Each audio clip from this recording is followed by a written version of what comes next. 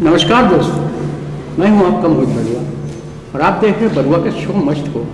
आज रंगमंच के सुहाने सफर में हमारे साथ हैं लखनऊ के वरिष्ठ रंगकर्मी रामकिशोर नाग जी। चलिए आपको मिलाते हैं रामकिशोर जी से। नमस्कार। नमस्कार। हम ये जानना चाहते हैं, आप भी रंगमंच से काफ़ी साल से जुड़े, आप किस सन से जुड़े हैं? सही बताएं तो सन 1972 में मैं पहली बार रंगमंच पे आया। सन 72 में आया। अच्छा। और उसमें मैंने एक हास्य नाटक था केपी सक्सेना जी का लिखा हुआ जुट्टो दी हट्टी।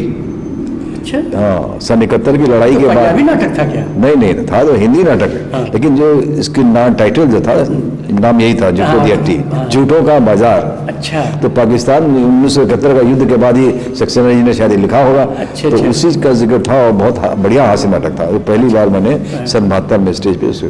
तो अच्छा, अभिनय करते करते कितने नाटक कम से कम लंबे आपने कर डाले होंगे?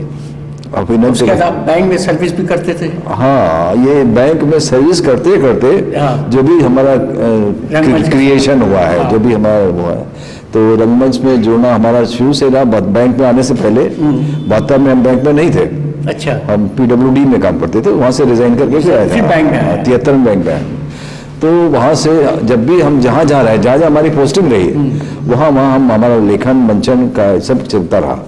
तो आपने कई नाटक लिखे भी हैं? कौन कौन से नाटक लिखे हैं? अरे वैसे तो हमने 4500 नाटक लिखे हैं। 4500 नाटक लिखे हैं। 45 नाटक लिखे। खास बताइए। जिसमें अभी 2 किताबें हमारी प्रकाशित हुई हैं। एक तो उत्तर प्रदेश हिंदी संस्थान से। अच्छा। 1-2 का 4, जिसके लिए मुझे मोहन राकेश का सम्मान भी मिला है। अच्छा।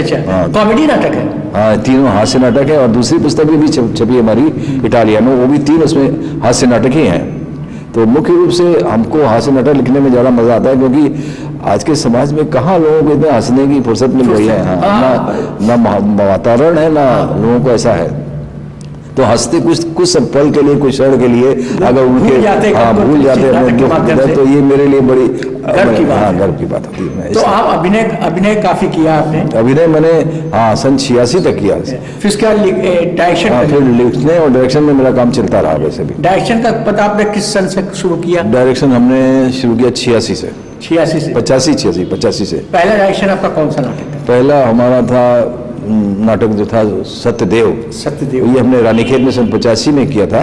और दूसरा 86 में ही रानीखेत में किया था, कैदी सूरज की वापसी। वो एक तरह से कहना चाहिए कोलाज था, एक कोलाज टाइप का नाटक था, जिसमें 7 पागलों का जिक्र था जो अपनी अपनी परेशानियों से थे। और वो नाटक हमारा वहाँ तो पुरस्कार जीता ही, वहाँ पर प्रतियोगिता में। ड्यूरेशन कितना था उस नाटक? ये करीब 45 मिनट। 45 हाँ। और उसके बाद तो उस नाटक की तो बहुत ही चर्चा रही और हमने उसको कई जगह किया उसको।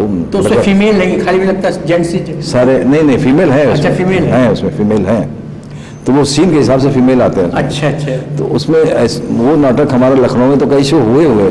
और उसके बाद अखिल भारतीय युवा महोत्सव जो होते हैं, ऑल इंडिया यूथ फेस्टिवल, उसमें हमने भुवनेश्वर में किया, उत्तर प्रदेश का प्रतिनिधित्व, और लुधियाना में किया 2 बार। हाँ, उस नाटक को किया और काफ़ी प्रशंसा हुई। उसके बाद ये तो कई बार कानपुर में पुरस्कृत हुआ हमारा, उसमें केयर इंडिया की संस्था थी, वहाँ पर उसमें हुआ, बरेली में हुआ, आजमगढ़ में हुआ, कई जगह नाटक हुआ और सब जगह उसको प्रतियोगिता में उसको पुरस्कार मिले। तो उस नाटक से हमारा बड़ा लगाव रहा। वो भाई मेरा दूसरा उसका डायरेक्शन था। अच्छा। ये तो आप ऑफिस में समय निकाल पाते थे जब बैंक में थे आप? जी। तो क्या नाटक के लिए समय निकाल लेते? हाँ, समय ऐसा होता था जब बैंक का काम खत्म हो जाता था तो हमारी कोशिश ये रहती थी कि बैंक के साथ जो हमारे कर्मचारी साथ में थे, उन्हीं को लेके ज्यादातर मैं नाटक करते थे। हाँ, उन्हीं को लेके, या एक आध लोग बाहर के लोकल मिल गए तो उनको लेके करता था ऐसे। तो बैंक से नाटक लेके भी कहीं जाते थे प्रतियोगिता में? बैंक नहीं, बैंक से लेके उस समय तो नहीं गए। समय नहीं गए, जा पाए कहीं पर। हाँ। और क्या कहते हैं कि फिर आप डायरेक्शन करने लगे, फिर आपने नौटंकी भी लिखी है? हाँ, अभी हमने ये हमारा पहला प्रयास है नौटंकी लिखने का। अच्छा। क्योंकि मुझे लगा कि आपने कैसे सोचा कि चलो? हाँ, यही बताना चाह रहा था। एक्चुअली हुआ क्या, मैं समझ रहा था कि नौटंकी हमारी लोक कला है, लेकिन उतनी प्रचलन में हमारे प्रदेश में ही नहीं है। हाँ, हो रहा है बहुत धीरे-धीरे। और एक दिन मैं एक नौटंकी देखने गया जिसका डायरेक्शन आतमजीत सिंह ने किया था। हाँ, वो था बीएनए में था। हाँ, बीएनए में था उसमें। तो उसमें वेनिस का सौदागर। हाँ, वेनिस का सौदागर, ठीक कह रहा है।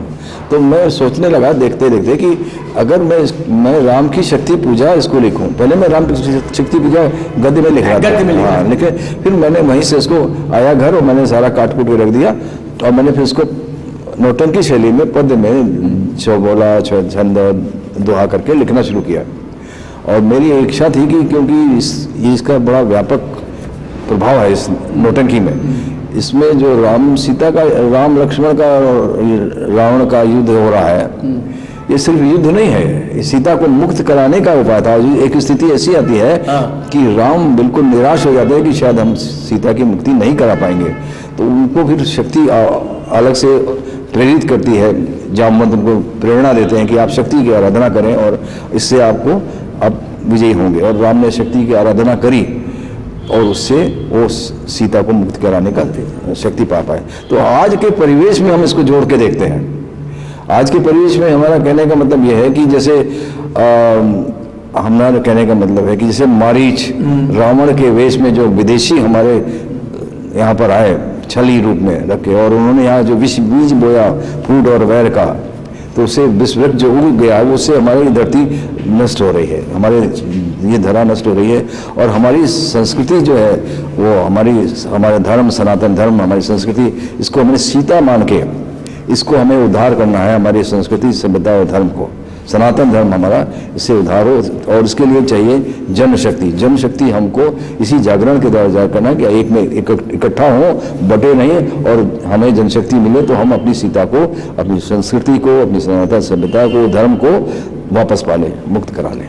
तो क्या और भी आप नौटंकी लिखने की करते हैं, नौटंकी लिखना चाहेंगे? देखिए, हाँ, ये अभी निर्भर करेगा कि हमारे दर्शक इसको कितना पसंद करते हैं। हाँ, अगर हमारा थोड़ा सा अभी इसमें अगर लगेगा कि हाँ लोगों को अच्छा लगा है तो मैं अब इसी में भी प्रयास करूंगा लिखने के। अब अगर लिखने के आप चाहेंगे तो आप किस विधा पे लिखेंगे? किस आपके राग पे लिखा है तो आप किस में लिखना चाहेंगे अगर लिखेंगे? देखिए, अभी हालांकि अभी सोचा नहीं है कि महाभारत से लेके कोई पोर्शन लेना है कि कृष्ण जी का भी पोर्शन है, बहुत सी चीजें।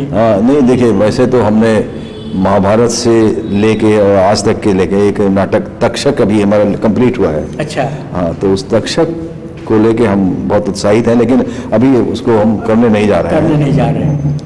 तो इसका मंचन करेंगे 3 फरवरी को। हाँ जी, हाँ 3 तारीख को है जी। हाँ, तो और जो आजकल लोग बिना सीखे नाटक नहीं सीखते, कुछ आगे बढ़ जाना चाहते हैं, उनके बच्चों के लिए क्या कहना चाहेंगे? कुछ कि बिना सीखे लोग इधर उधर भटक जाते हैं। कला सीखी तो नहीं जा सकती है, एक तो जन्मजात होती है, लेकिन उसको तराशा जरूर जाता है। तो हम चाहते हैं कि हाँ, आज के युवक जो नए हैं, लड़के आ रहे हैं, वो सीखें, जरूर सीखें, और उनके अंदर प्रतिभा है वो अपने आप निखर आएगी। दूसरी बात है वो पूरी लगन और निष्ठा से लगे पूरे, तभी इसमें उनको सफलता मिलेगी। सिर्फ ये पार्ट टाइम समझ के करें या इस तरह से करेंगे तो ऐसा नहीं होगा। जब तक आप उसमें पूरे मनोयोग से लगेंगे नहीं, गंभीरता से नहीं लगेंगे, तो सफलता मुश्किल है। अच्छा, जो आपके बच्चे राम शक्ति पूजा में कर रहे हैं जी, उन बच्चों के लिए कुछ कहेंगे? उनको भी कुछ हम तो उनके लिए यही कहेंगे, आशीर्वाद क्या, वो ऐसे ही लगन से लगे रहें, और ये ईश्वर से प्रार्थना है और हमें आशा भी है कि वो हमारे इस कार्यक्रम में सफल होंगे, इस हमारे प्रोजेक्ट को सफल बनाएंगे। ये आपके साथ और भी आगे में जुड़ेंगे? हाँ, बिल्कुल, हमारे साथ जुड़े रहेंगे। बहुत अच्छी बात है। चलिए बहुत बहुत शुक्रिया जो आपने हमें समय दिया। एक छोटी सी भेंट है जो मैं आपको देना चाहूँगा।